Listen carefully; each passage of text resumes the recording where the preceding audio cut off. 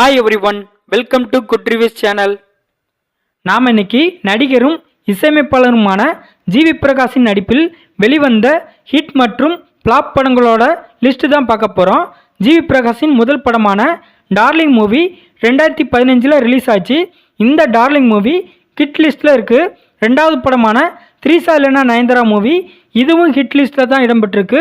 மூணாவது படமான பென்சில் ஒரு ஆவரேஜான படமாக இருந்துச்சு. அடுத்து நாலாவது படம் எனக்கு இன்னொரு பேர் இருக்கு மூவி இதுவும் ஒரு ஆவரேஜ் படமாக தான் இருந்துச்சு. அடுத்து அஞ்சாவது படமான கடவுள் இருக்கான் குமார் மூவி இது ஒரு ஃப்ளாப் மூவி.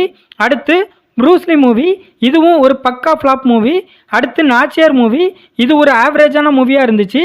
அடுத்து 2018 ரிலீஸ் ஆன செம மூவி இதுவும் ஒரு ஆவரேஜான மூவியாக தான் இருந்துச்சு.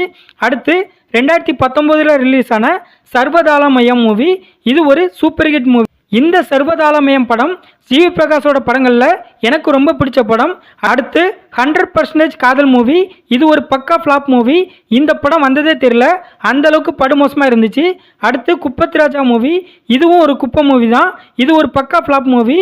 அடுத்து வாட்ச்மேன் மூவி இது ஒரு ஆவரேஜான மூவியாக தான் இருந்துச்சு. அடுத்து 2019 ரிலீஸ் ஆன சிவப்பு மஞ்சள் பச்சை மூவி இது ஒரு சூப்பர் ஹிட் மூவி. அடுத்து வணக்கம்டா மாப்பிள மூவி இது ஒரு ஆவரேஜான மூவி.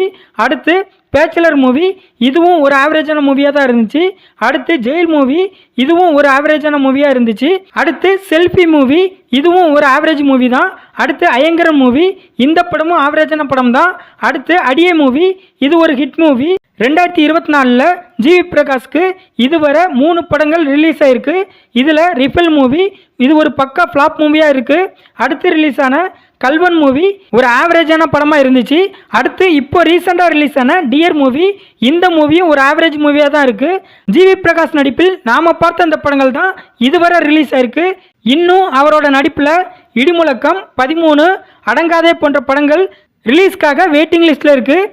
இந்த வீடியோ நம்ம மேக் பண்ணது நம்மளோட ஒரு சப்ஸ்கிரைபருக்காக தான். அவங்க இந்த கண்டென்ட்டை கேட்டதுக்காக தான் இந்த வீடியோவை நம்ம சேனலில் போட்டிருக்கோம். உங்கள் ஒவ்வொருத்தரோட சப்போர்ட்டுக்கும் மிக்க நன்றி. இந்த வீடியோ பிடிச்சிருந்தா லைக் பண்ணுங்கள், ஷேர் பண்ணுங்கள், சப்ஸ்கிரைப் பண்ணி சப்போர்ட் பண்ணுங்கள். Thanks for all.